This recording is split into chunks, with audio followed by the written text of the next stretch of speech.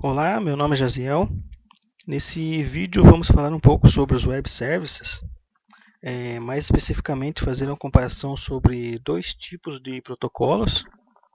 Eu, no caso aqui, vou falar sobre o WASP-BPT, que é o Business Transaction Protocol, e meu amigo Eric vai falar sobre o WSC Coordination e o WSUT Transaction. Bom, o BPT visa prover integridade transacional aos serviços.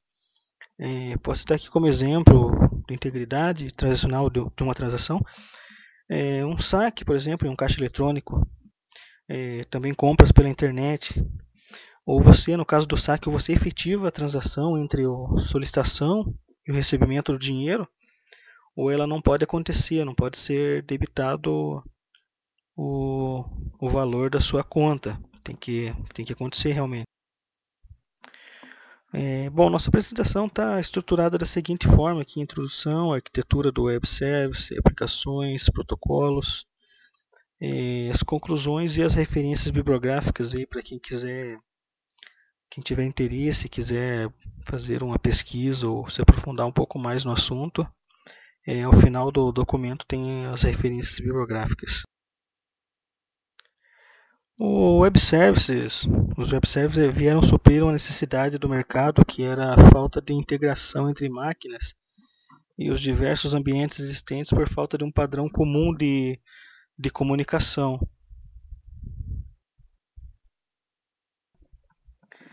O web service veio facilitar as aplicações que residem em diversas plataformas a ter uma comunicação seguindo um padrão comum. Antes a comunicação era cliente-servidor, mas desde o Corbo, o RMI, o processamento passou a ser repassado por vários servidores, ou seja, uma aplicação pode ser carregada e executada em diferentes equipamentos hoje em dia. Por exemplo, um sistema feito em Java, que esteja rodando em um servidor Linux, pode acessar um serviço feito em .NET que rode, por exemplo, um servidor da Microsoft, seguindo um protocolo comum de comunicação. Isso é possível. A arquitetura do web service é composta de três componentes: o provedor de serviços, o consumidor de serviços e o registro dos serviços. O provedor de serviços é a entidade que cria o web service. Ele vai disponibilizar o serviço para quem quiser utilizá-lo. Bom, mas para que isso ocorra, ele precisa descrever o web service em um formato padrão, por exemplo, o ML no caso, que seja compreensível para quem quiser usar.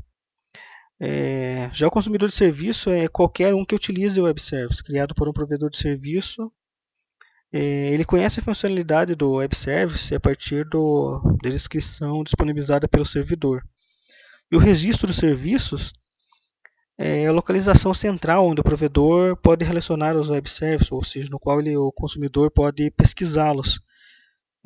O registro de serviços contém informações como detalhes de uma empresa, quais serviços que ela fornece, a descrição técnica de cada um deles.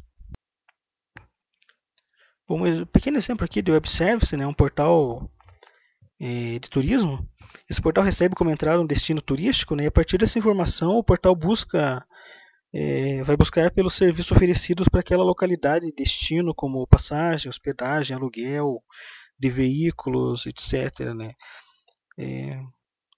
Bom, ele faz uma comparação de preços, de horários, enfim, para poder descrever o web service. O protocolo BPT. Ele foi projetado para suportar aplicações independentes de localização e administração, que necessitam de suporte transacional diferente do suportado pelas transações ACID. Bom, o protocolo ACID, que significa atomicidade, consistência, isolamento e durabilidade, é utilizado pelos bancos de dados que fazem a alocação dos recursos que estão sendo usados por uma transação no momento que ela é feita. Mas nesse caso aqui ela não é uma abordagem adequada a um ambiente de web service, porque no qual os serviços não pertencem ao mesmo dono e estão espalhados pela internet, ou seja, o tempo de resposta pode ser grande, um serviço não pode ser alocado e controlado indeterminadamente. Por isso, nesse caso aqui, o protocolo ACID não é uma boa Não é uma boa estratégia para o BPT. Bom, um dos objetivos aqui é tornar-se um protocolo base que oferece suporte transacional em termos de coordenação distribuída para múltiplas funcionalidades de negócio independentes na forma de serviço. No BPT existem os seguintes papéis: o iniciador, né, que é o cliente que inicia uma requisição; o finalizador, que é quem determina o término da sessão; e o decisor, né, que é o coordenador, que decide se o serviço os participantes devem confirmar ou cancelar suas. Aqui também, como principais objetivos, né, do BPT, é fornecer um modelo de transações sobre a internet, integrar sistemas confiáveis, gerenciar o ciclo de vida das transações, suportar comunicações assíncronas, fornecer suporte e coordenar relações múltiplas e independentes. Bom, quais são os tipos de transações aqui do protocolo BPT? O BPT baseia-se no protocolo commit de duas fases para interações de curta duração conhecidas como Atom, as quais podem ser combinadas e juntas formarem uma grande transação não ACID conhecida como Cohesion. Bom, Atom aqui, como o nome já sugere, né, nesse tipo de transação tem-se a garantia de que o resultado será atômico. Por exemplo, a transação ali do caixa eletrônico. Ou seja, todos os participantes entrarão em consenso sobre o mesmo resultado ou a transação, no caso, não é efetivada. Já no Cohesion, consiste em uma transação relaxada, com uma atomicidade relaxada. Nesse tipo de transação, podemos ter diferentes resultados para cada participante de uma transação.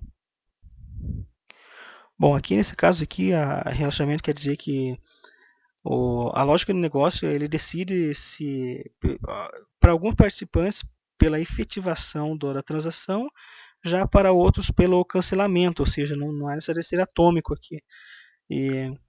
Mas, finalmente, aqui o protocolo BPT não foi desenvolvido especificamente para transações em web services. A intenção é que ele possa ser utilizado em outros ambientes e seja aprimorado para que isso possa acontecer. Bom, agora meu amigo Eric vai falar sobre os protocolos WSC e WST.